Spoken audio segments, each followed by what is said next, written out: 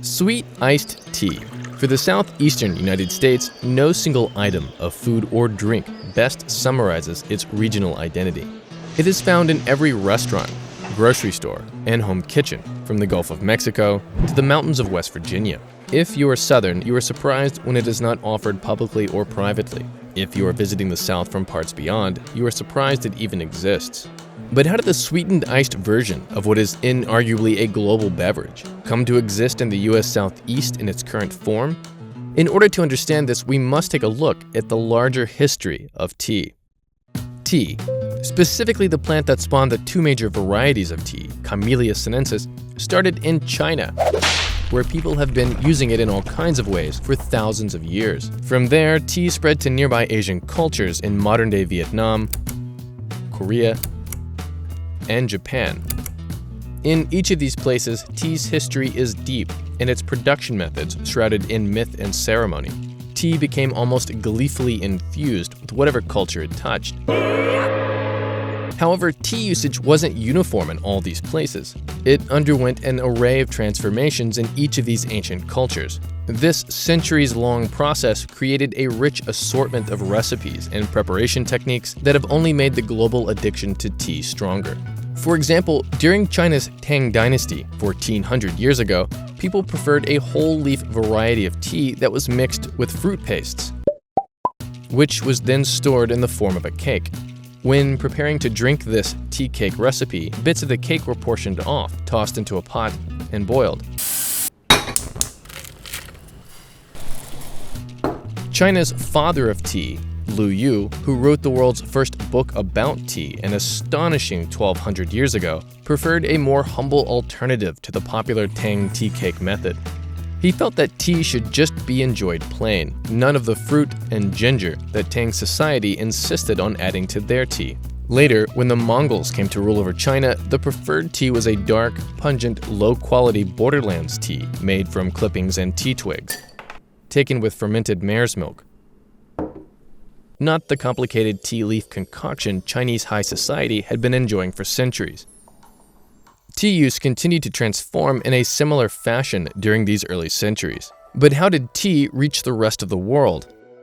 The answer is Europe.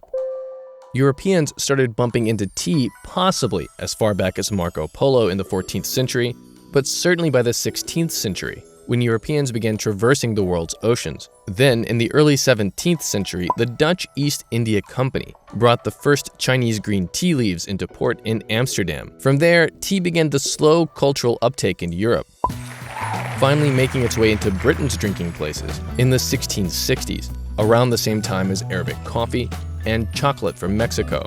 The British really took an obsessive lean toward tea, so much so that by the middle of the 18th century, it might as well have been the national beverage.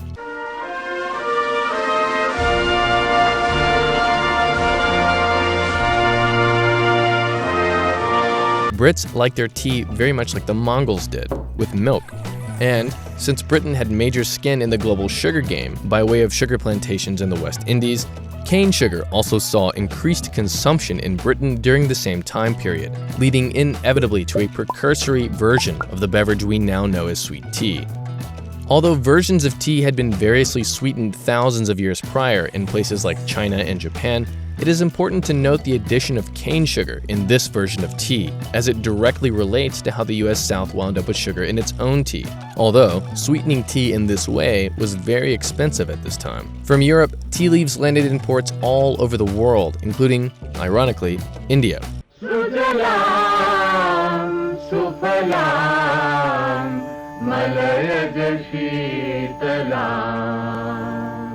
Despite India's proximity to China, tea didn't become a big commercial thing there until the British made an attempt to establish their own tea industry that China did not already control. The British, through acts of international espionage worthy of a motion picture, succeeded, and India went on to become one of the leading tea producers on Earth for a time. The tea experience in India also produced new varieties and flavors of tea, namely Assam and Darjeeling, among others. Naturally, tea followed the British wherever they went, including North America, where the Brits and other European powers were busy planting towns and ports among the dizzying array of cultures and nations already present there. As a result, tea was just as important among British subjects in America as it ever was back home.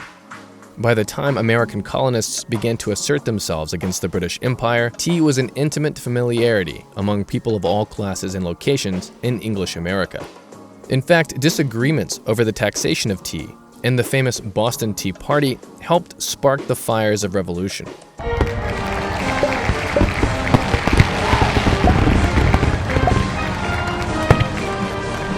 After that revolution, and to the dismay of the newly self-anointed Americans, tea importation was initially cut off. Despite America's love for tea, it never came back into style in America the way it used to be. Over time, Americans turned toward coffee with such patriotic dedication that today Americans drink 3 times as much coffee as tea.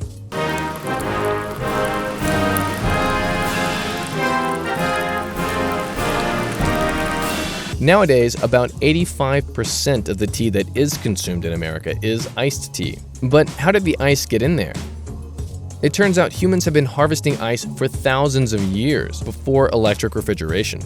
Beginning in the 19th century, there was an entire profession of ice cutters who collected ice in the frozen parts of the world and shipped it to the warmer parts of the world via the global ice trade.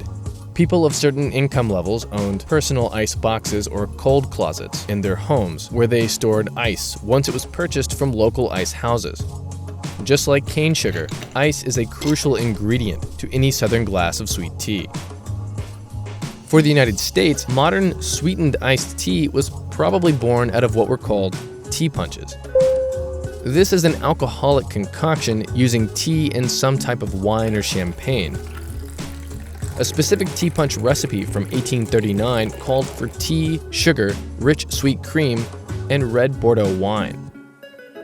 Sweet iced tea recipes by themselves specifically popped up as early as 1879, such as in a book called Housekeeping in Old Virginia by Marion Cabell Tyree. This particular recipe, which counts as one of the earliest sweetened iced tea recipes we know of, is not that unusual from today's southern beverage, except it called for an optional light froth and additional ice on the side served with well-washed grape leaves. That, and it probably called for green tea, not the black or dark tea we are all familiar with nowadays. This is an important distinction which we'll come back to in a moment. Tea punches in early sweet tea recipes did call for sugar, but last we left off, cane sugar was very expensive. No worries. By 1750, several Caribbean islands became the greatest producers of sugar in the world, with modern-day Haiti leading the pack.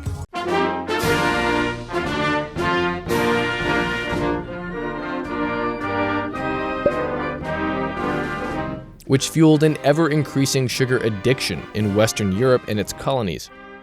As a result, sugar production kept getting bigger, and sugar itself became ever available and more affordable everywhere, including in the United States. So, we have the ice and the sugar in place, but why aren't alcoholic tea punches still popular in the United States? How did the alcohol get removed? Even though there are sweet tea recipes in cookbooks since at least the late 1870s, Americans preferred the aforementioned alcoholic sweet tea punches until the National Alcohol Prohibition experiment came along in 1920. Americans were then forced to switch to virgin teas for roughly 13 years, after which prohibition was ended. However, at that point, it was too late. Americans had picked up a tea habit that did not include alcohol.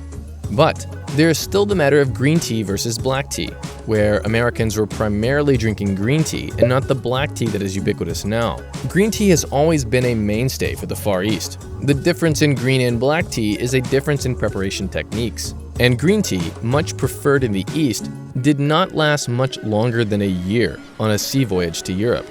Tea leaves that were prepared as black tea were able to last much longer in storage and were perfect for those early long sea voyages. Once the Chinese figured out the exact recipe for black tea, they began selling it to the Europeans, who developed a clear preference for the darker variety. Green tea was still the jewel in the tea drinker's eye, so you bought it whenever you could, especially as ocean shipping times continued to get shorter throughout the centuries. The United States consumed both green and black tea throughout its history, and early tea recipes typically called for green tea. That being said, black teas increased in popularity throughout the 20th century until World War II, when supplies of green tea were cut off from Asia, and Americans were forced to subsist on black tea from British associations like India. There you have it, sweet iced tea. China and nearby Asian cultures created 1,000 different ways to consume it. Europe came along and was instantly addicted to it, especially black tea. Britain went so tea mad that they cut in on China's action by setting up a competing tea industry in India. Also dominating the cane sugar trade at the time, Britain brought sugar and tea to North America, where would-be Americans promptly used tea as a convenient way to break up with the British. Americans began putting ice and alcohol in what was preferably green tea to make sweet tea punches. Then along came Prohibition to take the alcohol out of the tea, and then World War II to switch Americans from green tea to black.